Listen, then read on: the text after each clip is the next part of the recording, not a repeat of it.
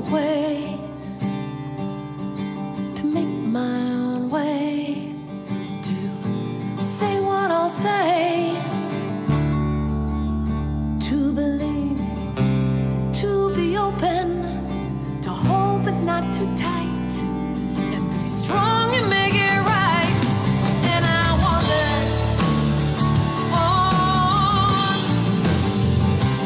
yes I wonder,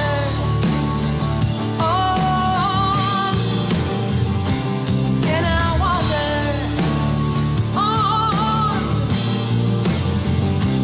yes I wonder.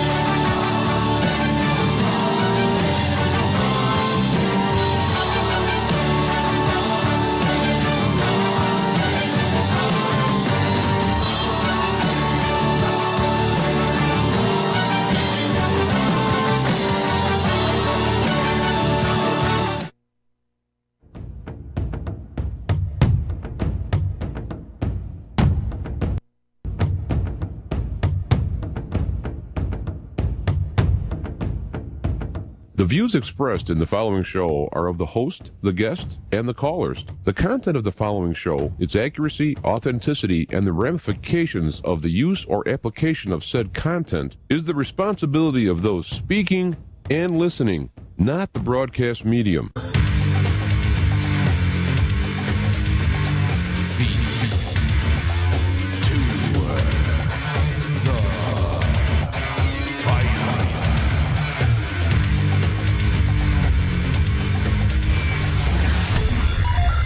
All right, we're back and we're live. Feet to the fire. I'm your host, JAJancik, the Black Knight of talk radio, as they say. Well, here we go.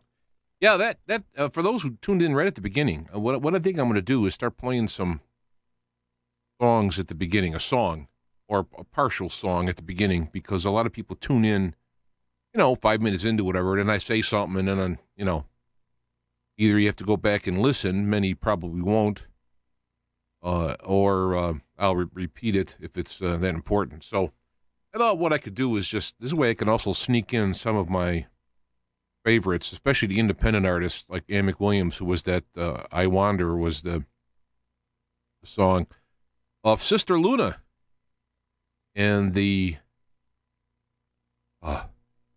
Gosh, I'll forget the name of it now, because I got this disease. I don't know what else to call it. But when I look at a picture, I forget the title, or like the name. This works with names, too, and it's rather embarrassing. It really helps to be at a talk show. Diamond Stars, there you go. Sister Luna and the Diamond Stars. I knew as soon as I started talking about it, and it would go on. And in fact, I just talked with Ann McWilliams just the other day about her getting her stuff back online for sale. You can find it on eBay and whatnot, but a lot of stuff. And I was putting together a double CD set of the best of Ann McWilliams, and I pulled it back out of the mothballs when I moved and I did all this stuff, and life goes on, and you lose track of things, and so I may end up putting that out. Plus, she has some new works that she's doing. So, okay. That is Ann McWilliams. Now, I got some things to talk about here, obviously. I'm probably going like, yeah, well, that's why we're listening. Hopefully, you'll get around to saying something. But I have some stories queued up here, news items queued up, but boom,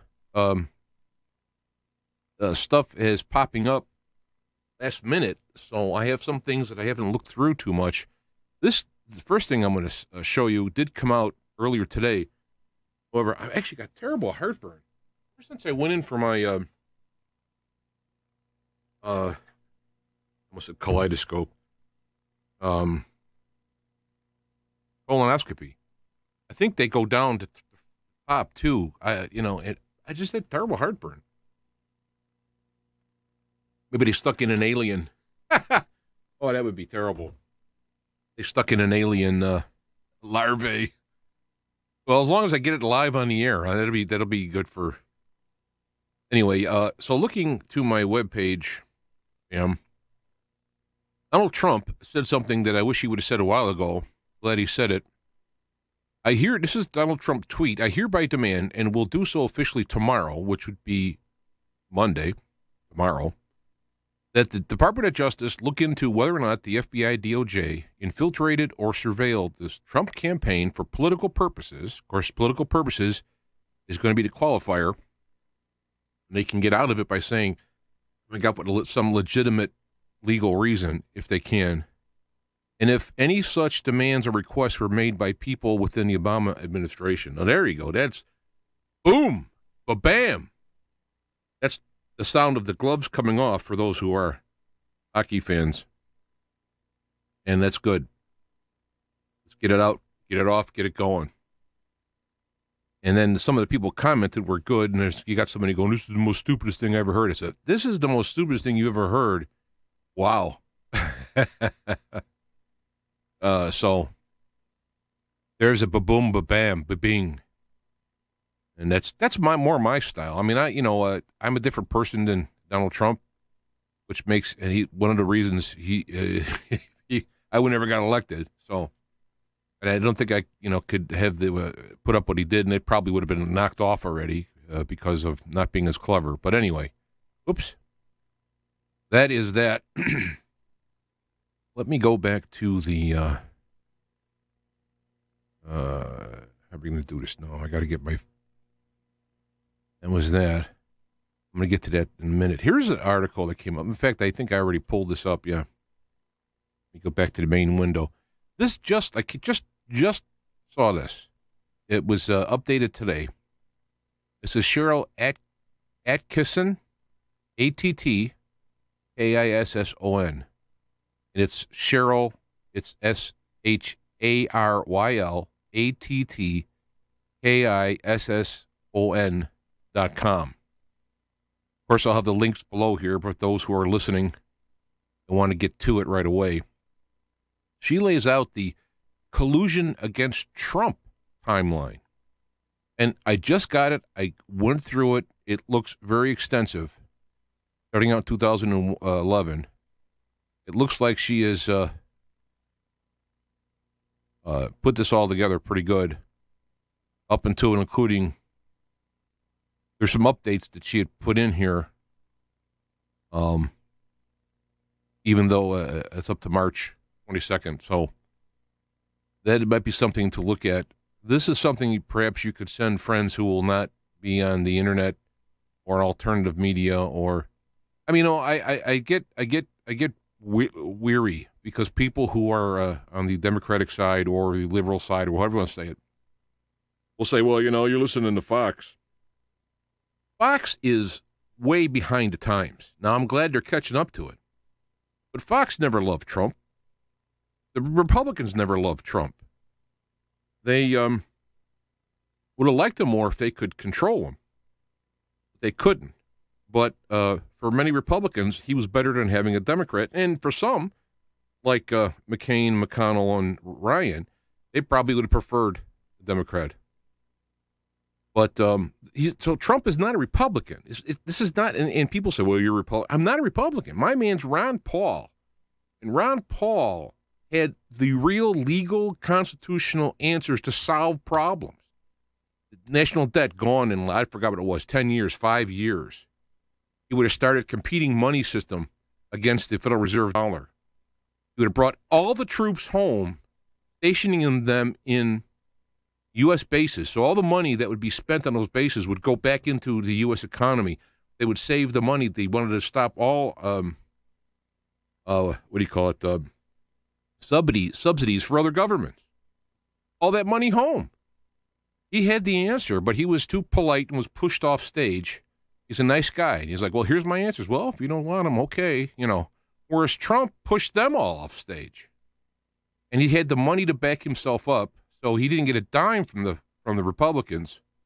And he had the chutzpah, I don't know how, ego, whatever you want to call it, the oomph, you know, push this all through, even through all the stuff they tried to do up to him just now. And also, I mean, you may not like Trump as your number one choice, but considering what he has to go through, I mean, I don't know if there's a better human that could have been chosen for this job.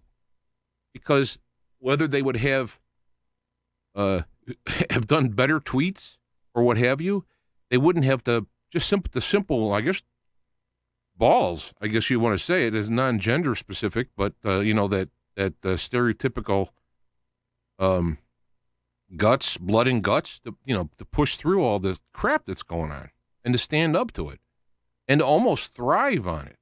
So rather than getting discouraged by it, he's energized by it. I mean, I don't know how many people fit that qualification in the world. So, you know, when people come to me from the liberal side or whatever, and they go like, well, you know, you're just a Republican, you're just partisan. I tell them that Ron Paul, who ran on the Libertarian ticket, realizing that you can't win an election without being a Republican or Democrat, got on the Republican ticket. He's a kind of an independent Republican. Anyway, enough of that. Here's a Cheryl Atkinson. It's chock full of stuff. And so this could be the handout that you might give to someone who, if they really now, if they, I've had many friends, great people I've been in bands with, nice guys, nice gal, whatever. They're really nice people. But when it came to this thing with Trump, there seems to be this hostility that it's like, wait a minute, I'm not the one being hostile here. I'm fighting back. Somebody comes in and starts throwing an axe at you, you're going to respond, all right? But it's, Ron Paul closed the IRS. I mean, the whole 9 yards. Ron Paul had the answers, perfect answers that would have solved all the troubles. Yeah, it was in the chat room. Boiled nuts. I have these different glasses I use, and I can't get my computer close enough to get that print. I can't raise the font on I have a hard time dealing with that. So anyway, also, you know what? On a side note, I want to mention I did an interview with Richard Miller years ago. It just got the entire audio, the entire video was banned worldwide because at that time I was using bumper music. It banned it worldwide, and the song was 28 by Steppenwolf, who the band themselves would be more than happy to see that played, but because it's owned by a different copyright. So anyway, YouTube now has advanced so that you can go in and actually take that song out. And so if you happen to be listening to some of the older stuff and there's this silence, don't panic. It's me using YouTube's tools to take out the music. Now, if they put a commercial on there, I let it go because it's like, all right, fine, you know. But banning it, yeah, I think that's a little over the top. So I went in and fixed that. So I wanted to mention that too, a little bit of inside baseball news. Let's see. Okay, let me go back to my feed here. Oop, wrong one. There we go. And I'll go down the list of stuff. Great little, I see these memes coming out. Now, I don't necessarily, or I'll get all excited about the background of stuff, but this latest shooting, I'm going to be mentioning this a little bit. It happened in Santa Fe, Texas. The kid was 17 years old and was not legally allowed to carry a gun in Texas. So there's already a law that was broken. If the law was followed, it wouldn't have happened. And also was in possession of sawed-off shotgun, which is also illegal with a few exceptions. He also made homemade bombs, which is also illegal. Stop trying to stand on your fabricated moral high ground by politicizing the death of children. Push your gun control and gun-free zones, which seems to be very ineffective. So the idea is that the laws are on the books. How did that happen? The laws are on the books to stop this. If the current laws, so the argument for gun control is that get rid of all the guns and then the bad guys can't get guns. Well, I don't know what planet these people are from, but it is the good guys with the guns that has brought order to society. It's not a law that does it. If you follow the law, fine. And what do you do when you don't follow the law? Well, you have incentives to follow the law. Arrest. What they can do is when people are convicted of a gun crime, they get like 20 years or something so that they don't go back out again to do the crimes. I mean, that's the kind. You want to put laws? You put laws against the people doing the kind of stuff so that they know they get caught. Of course, it still doesn't stop it because somebody's determined they'll still do it and then they'll blow their own brains out or something. There's still knuckleheads. There's nothing you can do about it. Here, an article came out. As the Texas shooter killed unarmed citizens, the FBI admits armed citizens stopped 4 recent mass shootings. I should say potential mass shootings because of somebody on the scene, trained, licensed firearm, it was prevented. You don't see those played up. You don't see, where's Hug? Hug? What's his name? Hog. Where's Hog? Out there talking about those issues. Obviously, this guy's a tool of the left, whatever. So it's disgusting. All of it's disgusting. And it's so sad this stuff happens. And let me get, Stefan Molyneux had here it is right here. I'm going to put the links. Stefan Molyneux had a great insight about this, is that the parents should be charged as accessories because the parents were there while the guy was talking, doing all kinds of stuff with the Satan stuff and the communist and the fascist symbols and the made in a custom shirt, a killing shirt and all this. They were all there while it's happening. If they would have paid attention to their kid and said, hey, we got some trouble here, and if they would have had a gun, if you have a kid, you have a gun safe. You can have a biometric gun safe, one little fingerprint, boom, it's open. That's what I have. It's safe. No one can get in it but me. So you can be safe and still be ready and effective. So it's a good talk. I mean, Stefan sometimes it gets in a high horse with me, but very good. And actually, let me say something. Let me just take this minute to say something here. Just like I said, I don't have a political affiliation, right?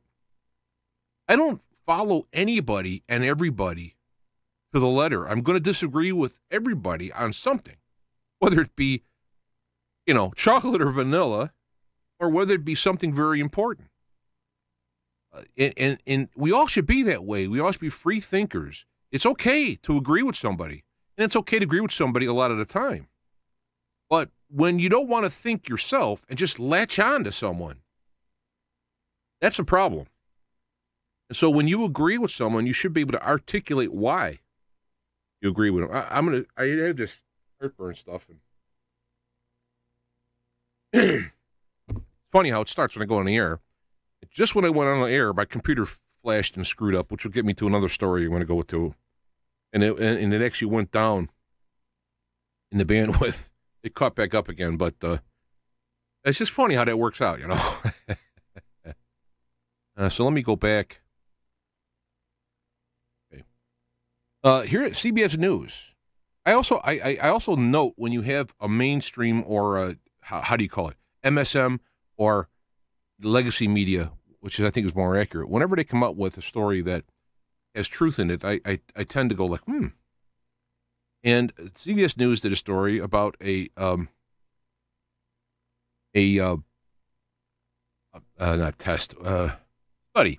study that was done. Abortion tied to sharp decline in women's mental health. Women who had abortions have a 34% more likely to develop an anxiety disorder, 37% more likely to experience depression. Now, there's a big surprise there, right? Because forgetting the whole issue of killing child, which probably eventually is in the back of the mind somewhere, you know how, and this is where they say the devil will get you to do it. You know, I'm going to use the devil in either literally or figuratively. It doesn't matter. Yeah, go ahead, do it. You know, go ahead, sleep with that lady next door. You know, you, and come on, all this rationale and all. You get this emotional pressure from people telling you to do things, and then you do it, and then that emotional pressure's gone. It's like, whoa, what happened? Wait a minute. Now it's not that big a deal. Why did I do this? Well, this is why people call it the devil made me do it and whatnot. It doesn't mean it's okay, but it explains this. What's that pressure behind you to do something? And then it's when you do it, then it's like, poof, all that pressure, that backup is gone. And now you're standing there stark naked, if you will, and go, uh-oh, you know. This is why the old saying is you have to come up with principles in the calm of the daytime so that when you get into the heat of the night, you already have the answers to your problems. And this is why it's so bad that you have the abortion clinics whose job it is to kill children, who terminate abortions. That's their job. That's their job. That's Planned Parenthood's job, period. Don't give me this women's health. There's been so many exposés where people have tried to go in and get prenatal care, and, well, we don't have it at this location. And then there is no location anywhere near them, but they got abortions. So anyway, here's some studies that you weren't going to see this. I'm surprised it's on CBS. You know, you won't see this touted on the cable channels. I want to mention that. No, this is outrageous. This is absolutely outrageous. Democrats joined Republicans in a bill criminalizing speech critical of Israel. I mean, more specific, there are people who are organizing bans of products, things made in Israel, because they disagree with Israel politically. This is going on, right? They now want to make it illegal for someone in the United States to inquire about or participate in some organized band against Israel. How ridiculous is that? I don't care who it is. I mean, whether it be Israel, Spain, Russia, all of it is ridiculous to make it illegal to have the free, talk about free speech, First Amendment. It's our right to ban, you know, to organize a boycott of anything, except apparently what they want to do is Israel, which is very troubling. And as a side note, I've been getting some talk about whether or not I'm, how is it, a Christian Zionist that somehow thinks that Israel is the second coming or whatnot. And I went on there and I've said on Facebook, which seems to be my public face, other than the show, to say that I do not think at all that the current state of Israel has anything to do with the biblical state of Israel. It is a construct by human beings, political human beings, that started out prior to World War II and has gone into and beyond.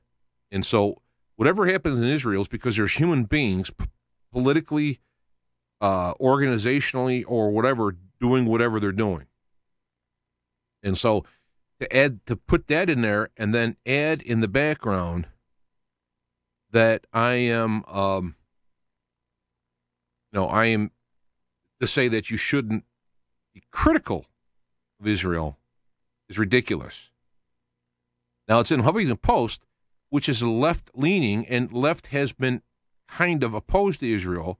And I'm not even saying that that's politically. I mean, because there's plenty of problems going on in that area.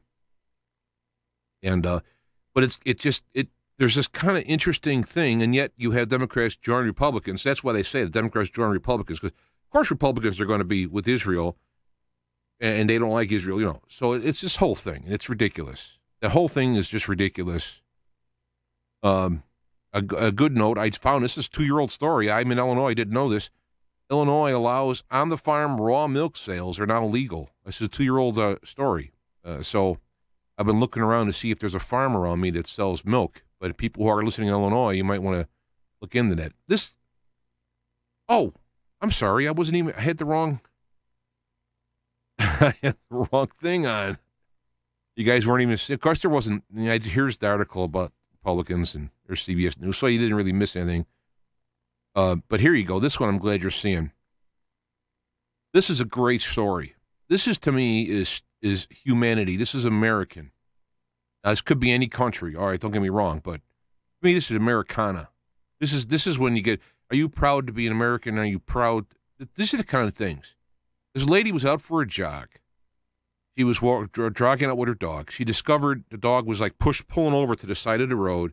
She went to investigate. She finds this baby, newborn baby, placenta and all, buried in the ground and leaves, a couple of feet sticking out. She takes the kid. She calls for 911. She has a bad connection. Somebody drove by. She waves them down. They call. They get them all, trying to keep them warm and stuff, bring them to the hospital. Turns out the baby was decent size, 7 pounds plus. That's probably why it survived. And they worked on him, and they got him together. She decides not to adopt him because she made the paper. But the child was anonymous. She made the paper. She says, I don't want to adopt him. It'd be this big story thing. But she kept tabs on him, and he was adopted. Now, at that point, she lost contact because when they were adopted, there's kind of like this wall shows up now. You can't follow it anymore. And so, make a long story short, 20 years later, he finds out on his 17th birthday he's adopted, and he's not affected at all by it. He says that, well, if the best thing my mom can do is dump me in a birth mother who could dump me in a ground, well, then she obviously wasn't fit to raise a child, and he's blessed. So that was a real cool thing for the guy. So then he goes out and wants to find, here's a story about how he was found. He wants to find this lady, So anyway, they reach out, they find one another, and they meet together on the 20-year anniversary, took a walk down the park where he found her. And here's the picture of him giving her a hug. His middle name was Christian. She named him. They named him in the hospital, Christian something. I forgot the last. And then when her birth parents adopted him, they kept that as the middle name. Now, to me, that's humanity. That would be Christianity. It would be others too, I'm saying, but, and we're talking about, it's Americana. Right? And for those who are listening on audio only, he happens to be a black child and her a white woman. It doesn't matter. You see, this is stuff that just doesn't matter. This whole crap about racism is so much crap because, yeah, there are racist bigots out there on all sides. I've seen them on all sides, right? But those are the crap around the edges. The real core of the Americana is all come here and become Americans with the idea of the American ethics of working, helping each other out, and so on and so on. That's what the whole thing's about.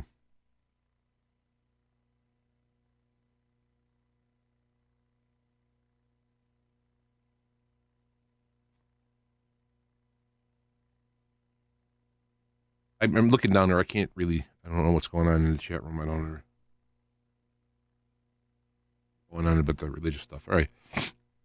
Well, there we go. What a great story. I saw that. I was properly choked up. And I was thinking, like, this is the good news. Oh, here we go. Sneeze. Now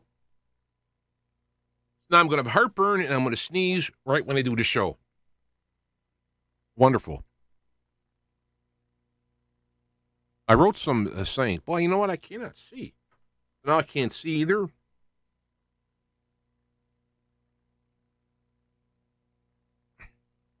It is better to have given point or position a fair hearing and applied critical thinking and determine it false than to block it off as false without listening.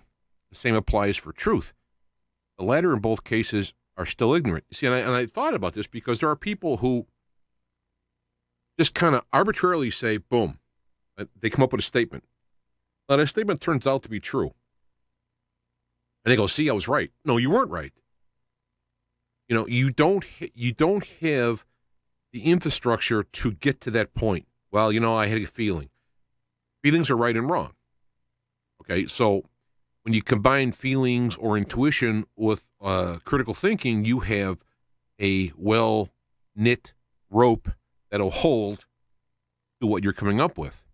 And the same goes for truth. And this is where I don't, when people believe stuff, right or wrong, it bothers me. Because there has to be an inner knowingness. Now, someone could just jump right to the end, right to the quick, jump to the chase or quick, whatever it is, and say, well, you believe in God. You know, can you prove God's existence? Well, I have to me, but a lot of my inner proof is something that I can't share externally because of the inside nature of it. And I don't require people to agree with me. And I don't criticize people for not agreeing with me because I know that some things that people have inside, the knowingness inside that they have, has corroboration outside, but the most important part is the inside. But I don't expect people to agree or believe me on it. And that's the difference with zealotry, whether it be whatever it is, whether it be atheism or particular religion or religious politics. You have people who believe in a topic and they don't have the critical thinking time in, looking at the evidence to tie in with that belief to make it a knowingness. And this is where I think a lot of the problems are, because you have the left and the right, the atheist and the believer, and et cetera, et cetera. You have these things, well, you know, science as well. You know, you need a God to create the universe, and so we don't need that. We have, you know, we had the Big Bang. I said, so in other words, you're saying that all of a sudden this stuff just came into existence and had all these laws by itself, and you don't consider that a belief. Now, I'm not saying you got to believe God created the world. I mean, you do what you want. I don't care. You know, it doesn't bother me. I'm not looking out to convert anybody to anything. But if you're going to come to me with some kind of a superiority in your argument, and you're just going to throw out another given and say, well, my given's better than your given, well, whatever on that. So, you know, there was a talk. It's all screwed up here, but David Seaman did a live talk. He's still calling QAnon out on the carpet, which is good. He sounds like he's been through a lot, though, so I'm not sure. You know, it's still taking a lot. What am I doing here? The wrong button. There we go. It's still taking a lot out of him, I think, this whole thing, but I put links to that. On Bitcoin for a minute, JP Morgan trader bullish on Bitcoin. I want to mention that Bitcoin is now going back up again. You can see the sharpness if you go out for a week. You know, it did its up and down. If you go out for a month, you can see it's still down from its rebound. And if you go out for the year, you can see that it's still greatly down from its highest point. But the problem with this stuff is now Bitcoin has become a religion in and of itself. Excuse me. And, you know, you're going to believe in it or not, and it, you know, it's whatever. So, but I just was pointing it out. I have to bring my reading. Oh, do I have them? I'm going to have to remember to bring my reading glasses in because I no longer can see this far away with the small print that's on the screen. Okay, I'm not even going to go to there. What a great picture, huh? Excuse me. You won't be seeing this on liberal tabloids or whatnot. There's a lady who's African-American, a black lady. She got to meet Trump, and he started talking, and she was holding on to his hand. You got to see the picture. I'll put the links up. She's just happy as can be, holding on to the man. Again, we're talking about the true Americans who are trying to do it. Again, Trump, not a saint, not perfect, but he's got the chutzpah, and he's doing things that are helping people.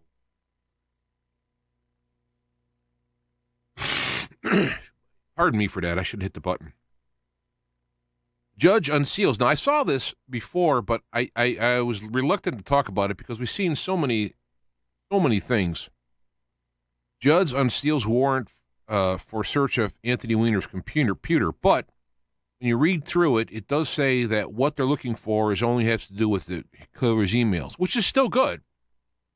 Because what I have thought at the time, having worked in computers and email, and I have my own servers, so since they had their own servers, you can have it so the server, the copies are sent around to everybody. And so that there might be emails on his computer which is actually, I guess, her. Abedin used a computer. There might be emails on there that were erased from the server, but are still on the local. So I'm thinking that at that point, this is what they're looking for. And that's fine. And if they happen to bump into child pornography or snuff films or all this stuff, which is the rumor what's on there, legally, when they're looking for Hillary's emails, that's what the warrant is for. So they go in there.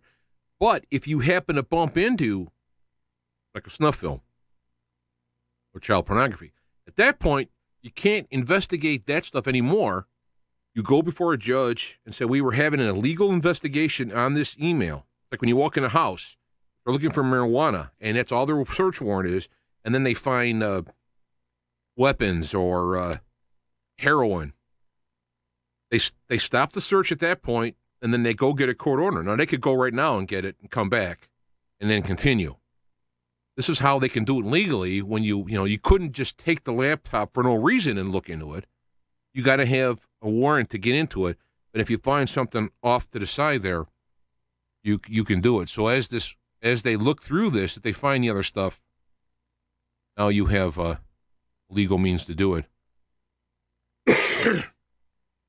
Gosh, maybe it's the pollen or something. Richard Miller was on the show last week. His video was up there. And he has a link to a GoFundMe for productions of his book. So I shared that link there so you can help contribute to his books.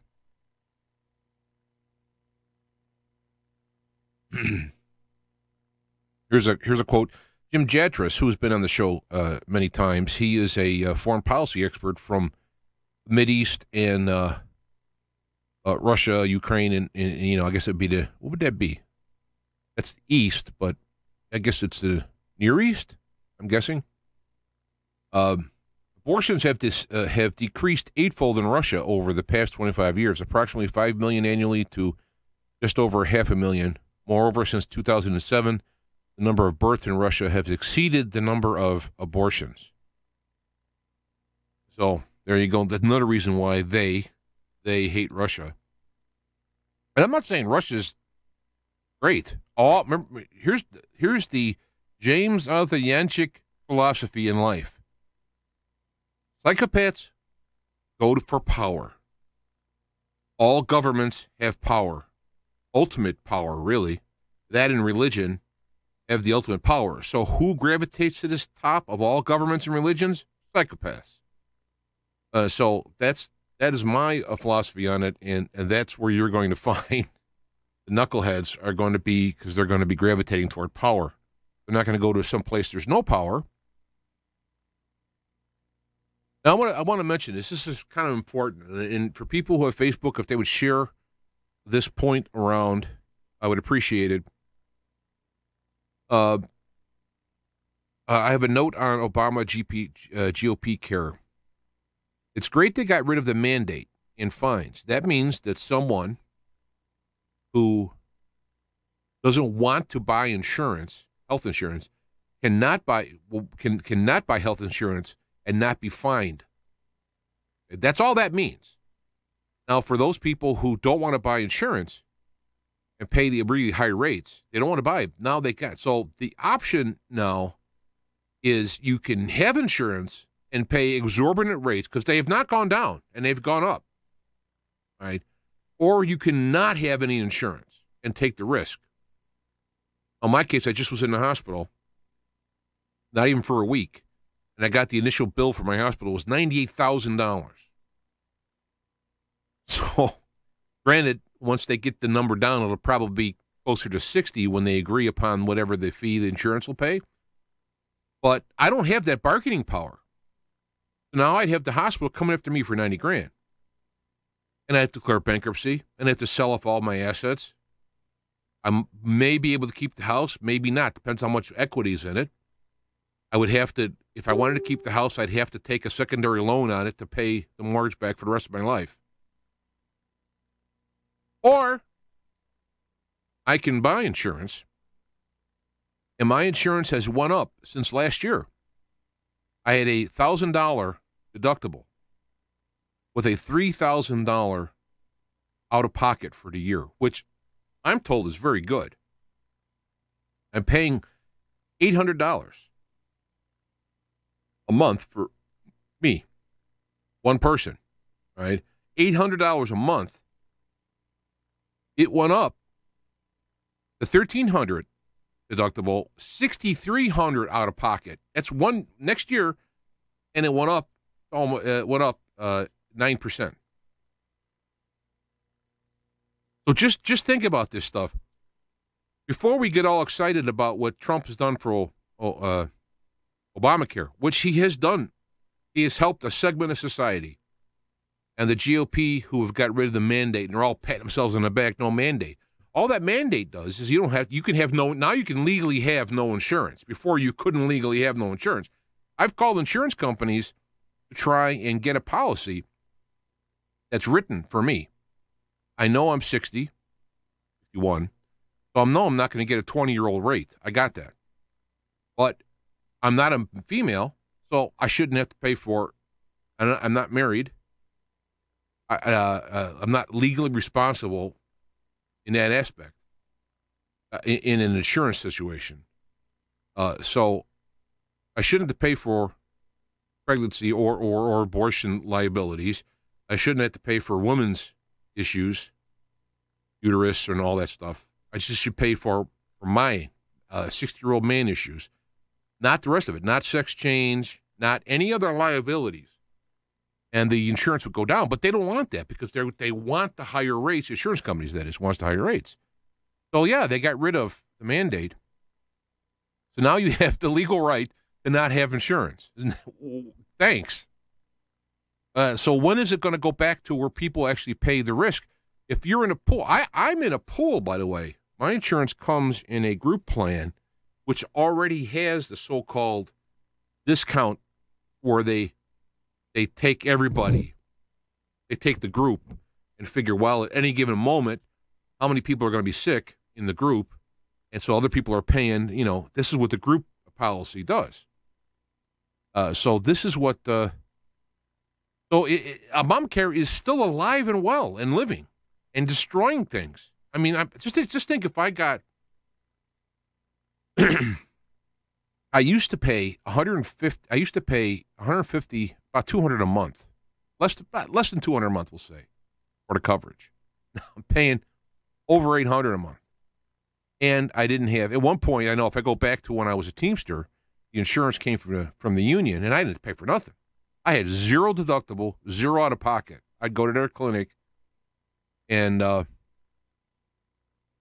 my wife at the time had huge surgeries back in the 80s, $100,000 surgeries. Of course, there's nothing now. I didn't even have surgery, and it was 90. So this is outrageous. It is absolutely outrageous that we are for, and coming up with social in America, socialized medicine is not going to help anything. I had a Canadian friend say, hey, you got to have the Canadian system. It's only a couple of percent of your income. And I said, there's one problem. Maybe the Canadian government is better at administrating, but not here. Forget we're the country with the $1,000 hammers in government. So it's not dead.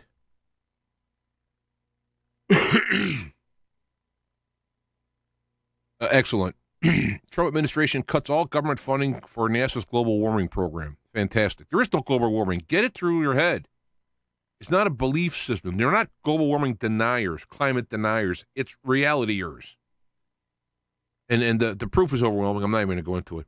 Those of us in Illinois, An audible gasp was heard when the Chicago Fed unveiled its solution to the pension problem. They're going to raise taxes 10%. Land taxes, 10%. So, the sign here is now leaving Illinois. Yeah, guess what? Illinois is already negative every year. And here's a reason for it. This is hysterical.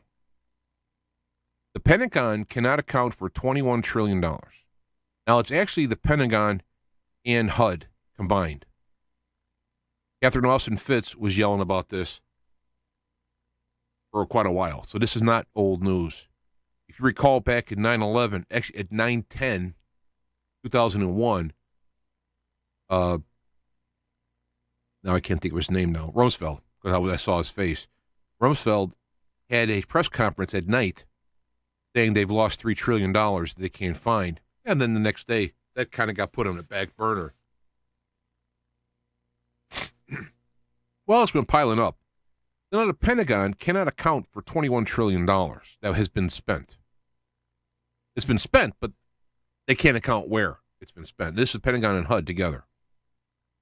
And somebody who commented said that if you took dollar bills and stacked them one on top of another, $21 trillion bills would go back and forth to the moon more than 5 times.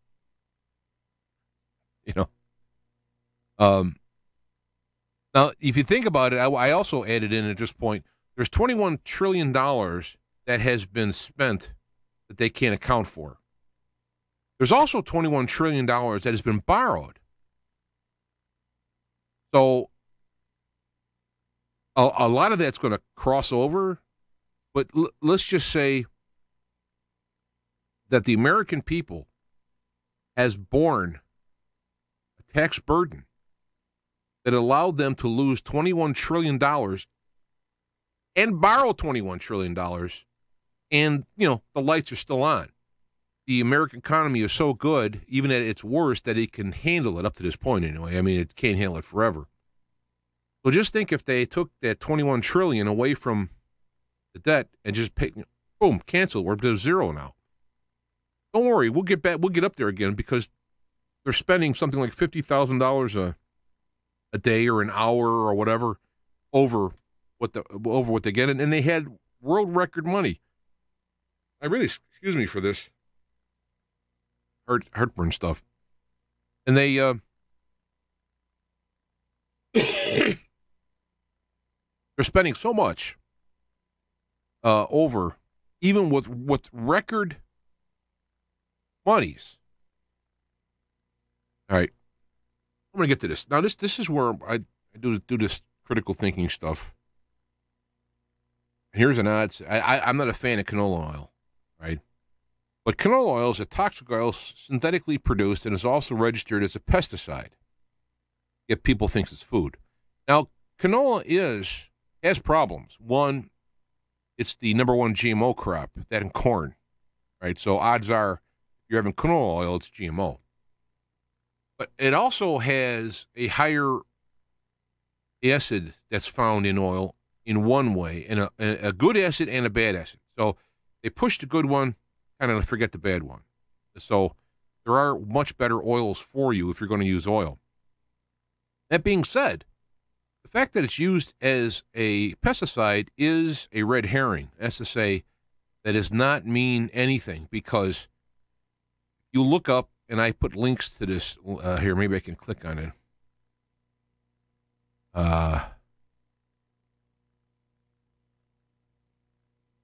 Wait a minute. Oh, here it is. Let me get to this other thing here. The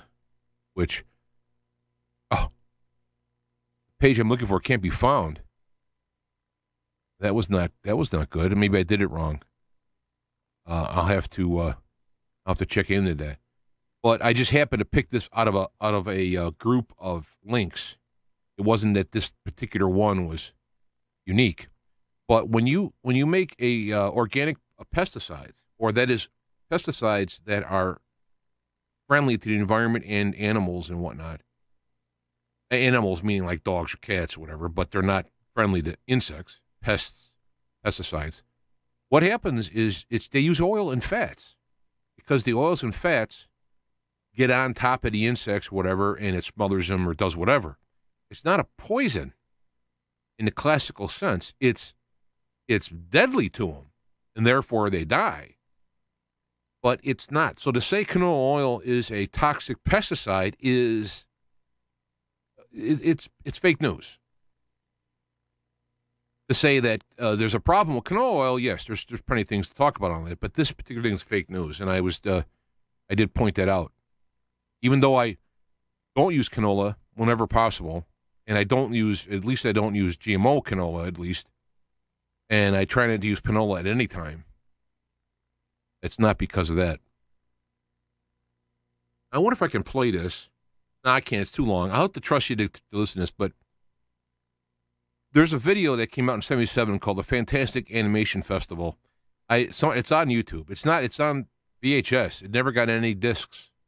So somebody uploaded a VHS copy, and I have it preset to one short that's in there.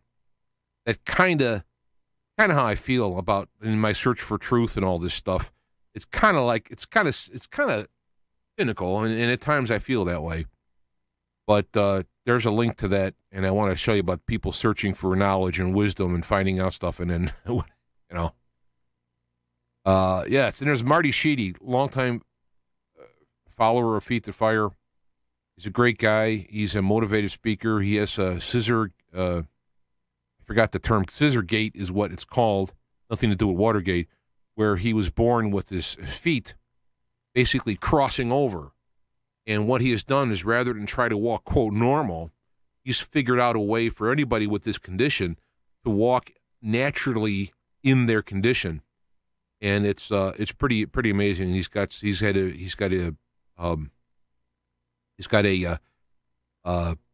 of a documentary. And so that link is there also. Plus, I want to mention the complete Malcolm X. I think I mentioned this last time. Malcolm X was one of those guys that really saw through the crap on all sides. His own sides, his own meaning black as well as white, and said it, which is probably why he was killed, which I'm sure is why he was killed. But there's an individual who has put together a complete collection of everything he's ever said and written that's been recorded and written and recorded about, and there's a Kickstarter there, so I recommend it. I got an earlier version of this, which is a downloadable version, but there's actually now you can have a paperback and whatnot. So, yeah, this is how does one support one's assertions without providing historical facts of an audit trail of critical thinking? So how do you support? You can't support what you're saying. And so somebody comes around and says something different.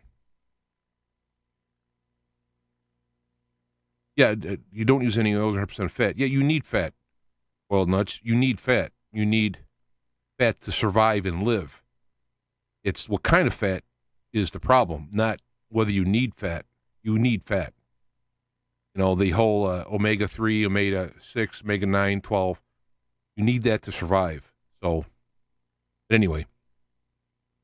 So how does one support one's position without it coming up with any reasoning? Quote, anonymous inside sources while calling your detractors CIA assets and shills. That'll do the ticket. That's where most of this stuff comes from. All right, so I've reached the end here. There's the Miller from last week's Miller show. I think I covered everything. Now, we got a list visible. We'll get to that.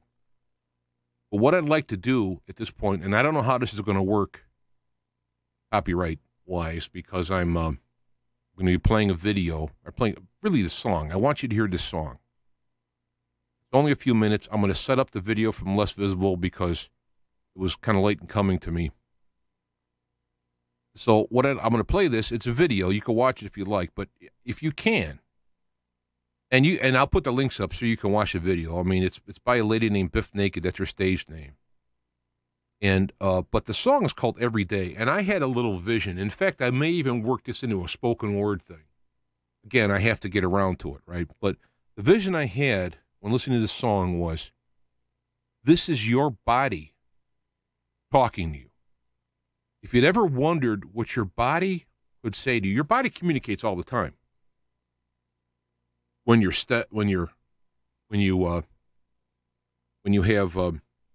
stress, your heart rate goes up, you have problems, your body's communicating with you, hey, we got trouble here.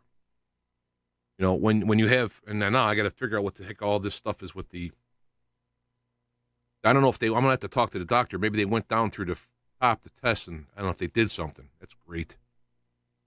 But when your body gives you warnings, it's communicating with you. It's not articulate. It can't talk to you like, hey, Jim, I got to talk to you, or whatever. It has to talk to you. It's brilliant. I mean, it controls your heart rate. If you had to remember to breathe, you'd die. Or your heart rate, you'd die. You could never sleep. Of course, you'd fall asleep and die. Your body is a brilliant and unbelievable machinery, but it doesn't have the consciousness to articulate to you. I mean, it's a team effort. You have your soul. It enters the body. You have a spirit, which is like the body and the soul combining. And you need to take your consciousness, your soul, your consciousness, your awake consciousness, and you need to put that into your body. That's where meditation comes in.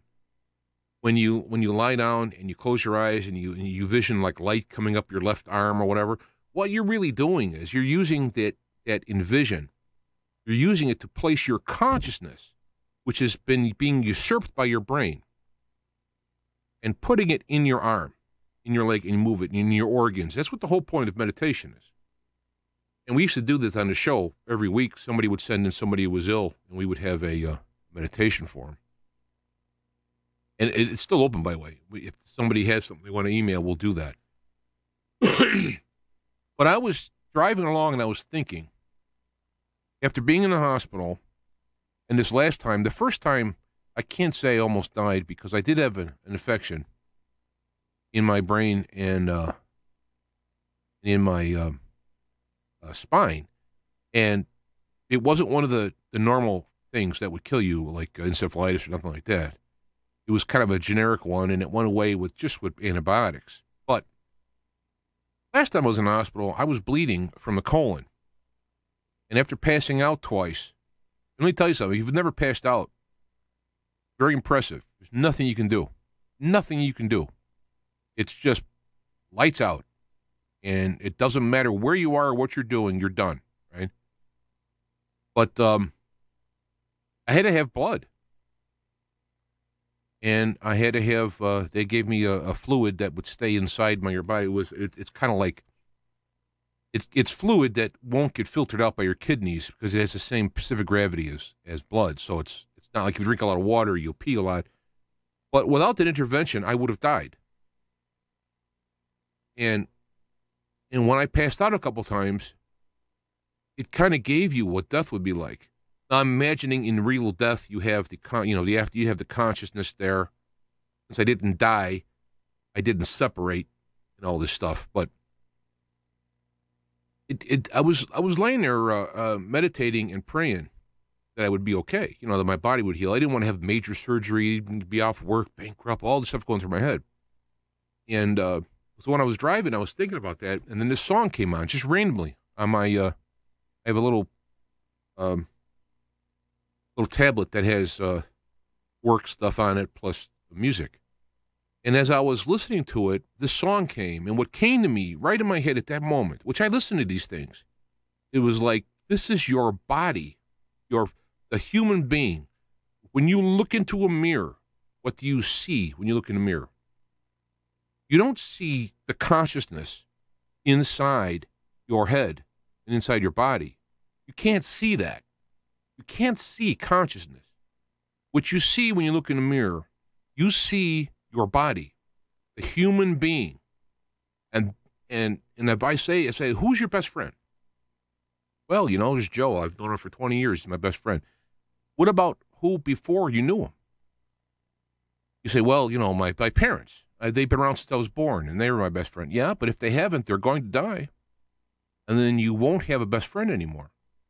You're missing your best friend. You have one best friend that has been with you from birth and is going to be with you until death. And that friend is depending upon your consciousness to bring that friend with them when he leaves the body. That friend is your human body. That's your best friend. It's always there. You can abuse it. You can take drugs. You can overwork. You overeat, undereat. You abuse that body, and it does the best it can. Every time. Do what you want. It will kill itself in a disease trying to save itself. The heart, all the functioning of that body is done by your human component of that body. It is your best friend on earth. Never leaves you. Always there. And you can abuse it. You can beat it. You can hate it. You can look in the mirror and say, I hate you. It still shows up. It's still there. It wants you. No, I challenge you people when you listen to this. If you have a mirror by you, this would be perfect.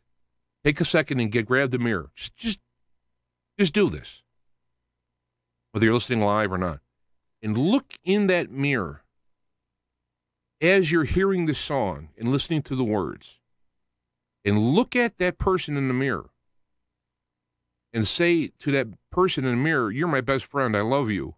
And I challenge you to do that honestly and openly, looking into those eyes and not get choked up. Because your body wants you to love it. You know, Jesus says, one of the people said, what's the greatest commandment? He says, love God with all your might, heart, mind, and soul. And the second is like it, love your neighbor as yourself. But there's an implied given in there that you know how to love yourself. How can you help your neighbor when you can't even help yourself? I want you to look in the mirror at this person. That's you. That is your best friend who is there constantly. And if it doesn't look pretty enough or not in shape enough, and you look at it and go, that's disgusting. I'm getting older. I'm looking at older. That person is giving its life for you. It is getting older, being your slave. Rather than be your slave, be a partner with it. Love it. And I want you to look into that mirror. And if you can't do it now, remember, I'll put the links to this video. You can listen to it. Or don't even listen to the video. Just do what I'm saying. And I challenge you to do that every day. When you get up in the morning, say hello to your best friend. And when you go to the night, say good night to your best friend. I mean, just talking about it, I get choked up. So I'm going to go to this video, Biff Naked, every day. We'll see if you're watching this and there's nothing there, I apologize, but I'll have the links to the song and you can do it yourself.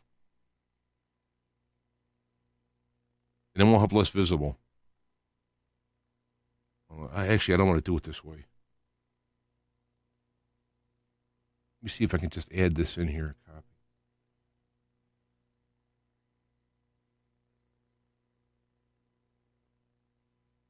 See if this works.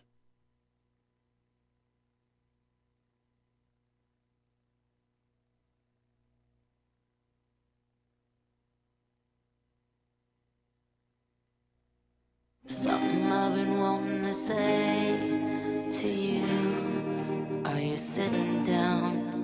Pretty soon there'll be a day when I won't be around. I'm not trying to scare you,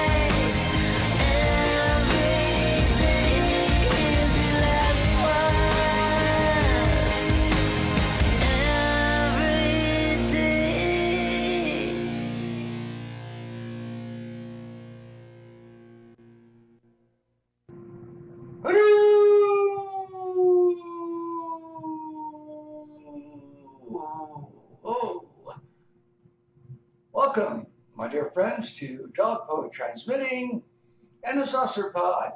Greetings from the Arcturian Brotherhood and your buddies from the Sirius Cluster.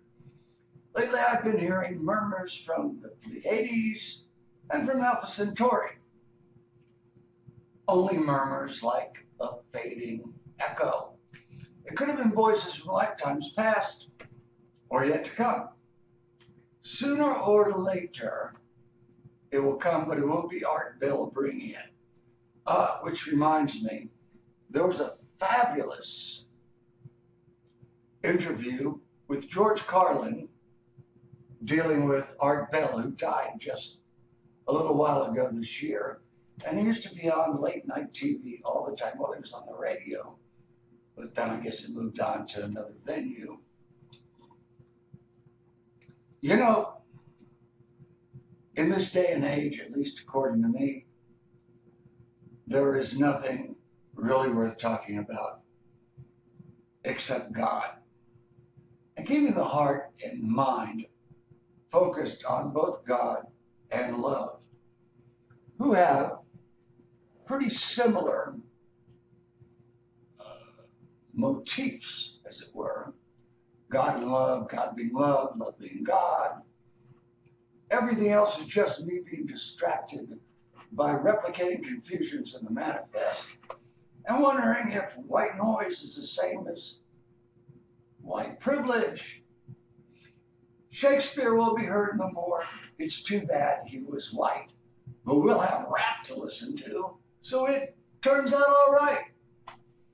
We don't know what color Shakespeare was, or if he was more likely really Francis Bacon, Sir Francis Bacon. They found his daughter years later in Stratford-on-Avon. She was 40-some years old, and she couldn't read or write, and she knew nothing about her dad, called Shakespeare. It makes you wonder. A lot of things should make you wonder, but in the case of most people on this planet, caught up in the manifest and material, they don't usually wonder nearly as much as they ought to wonder. Like, I wonder who wrote the book of love? Something to that effect. I'm guessing the royal wedding just went down. Oh, sorry. Dame Elton John sang, and George Looney Clooney and his Stepford wife was there. Out with the steel drum orchestra from the Sudan, filled with evangelists who like to paint sugar water under the eyes of starving black children and hold them in the laps of their banana republic suits. That makes you wonder, or something to that effect. And these would all be people like Benny Hinn and the like. We know how corrupt the royal family is. But the comatose public just flutters around the stuttering flame of fecal candles, intoxicated by the aroma the same way that Meghan Markle is by her proximity to these empty suits. Is that a double entendre? I get the same sense of stuttering ridiculous from the Queen as I get from the Pope. Those outfits are amazing. The Queen on Christmas has this tradition which she engages in. She goes out on Christmas, true story, no lie. And she goes down to Junkie Central, where all the people are shooting smack or doing whatever they're doing. And she goes around and she goes, well, how are you doing? And how is your, I'm not kidding. And how is your day going? You're in our prayers. We're working. I'm not kidding. She does this. But that's because there's people like you on the planet who just go, well, yeah, why not? Anyway, now there's Caitlyn Jenner, who's living with a Barbie doll transgender, about a quarter of its age. Her name's Sophia Hutchins or something. And Chiefs, like I said, a quarter of the age of the decadent Cathalon restroom activists. They sleep in the same bed, but it's all platonic. Strange and stranger. Oh, heck, I don't know. You know, here I am talking about the bizarre end of day and of day's jokes when I should be talking about God and love. Just as we mentioned in the last couple of posts. You tell yourself you shouldn't be talking about these things, and there you go, doing just that. The ineffable shines like a sun too bright to see. It's the spiritual sun, of which the physical sun is simply an icon or a symbol of.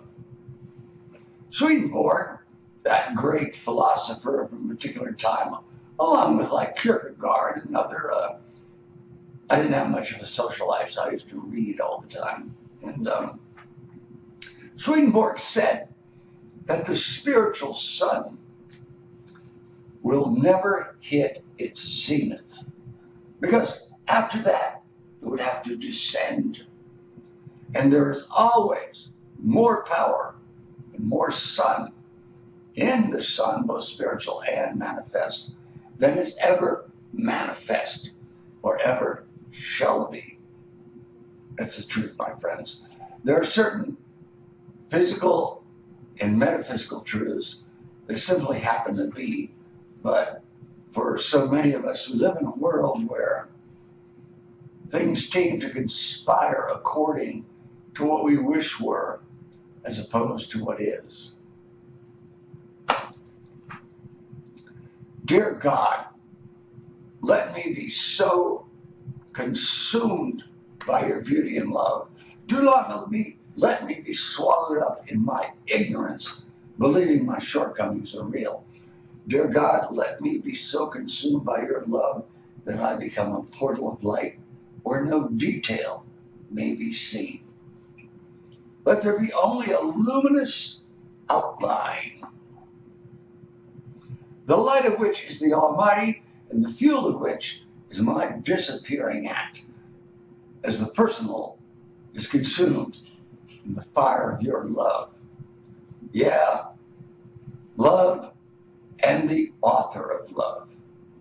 How sweet and how beautiful that is. But love, perforce, must have an author, even if it be love itself. And the author of love must itself be love, because, well, what do they say about the apple doesn't fall far from the tree? Or so many of the things they say, my friends, but they just say these things. And, well, what do I know? Probably not a whole lot, but I guess you grasp that. But by comparison, I think I know quite a bit more than most people do, because I'm not shy about saying it, believing it, or living it. And that is the truth with me. I like to remember that love and fear cannot occupy the same space at the same time. Love would be then the absence of fear, and fear, why? The absence of love. In the same way, hatred is love suppressed. Very much like if you take a balloon and press it into a swimming pool. It remains there so long as the force of your hand holds it. You move your hand, poof, up, it pops.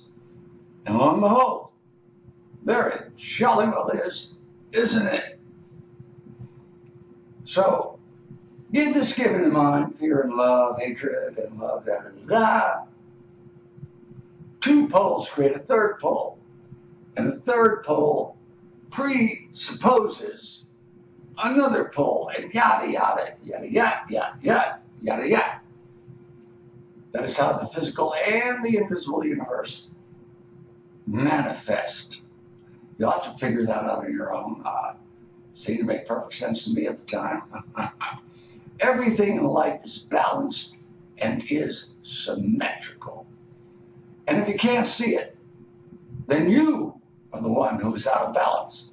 Everything is perfect, but it doesn't meet up with our desires and expectations, which are neither of them what we expect or desire them to be. Our limitations are what magnetizes us to our understanding of life, which we do not understand. We have only let go, my friends. We have only to let go. It is like the image I have often used, where a person is hanging from a wall like this, and they will not let go. Because if they do, they may fall some considerable difference. But yet again, their hands may atrophy there upon the top of the wall. But should they let go,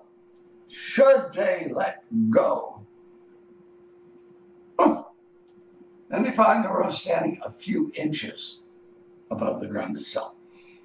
As we let go, let us see that we've come to the end of another broadcast, and you will see me next week if there is one. In the meantime, seek God and express love. That said, Om Amitabha. Greetings, my dear friend, Lord Ganesh.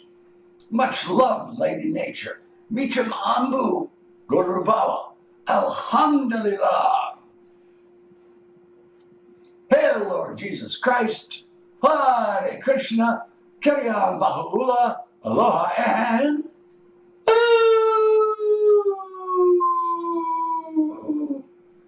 we're getting there, folks. Getting closer all the time. See you when I see you. God bless you one.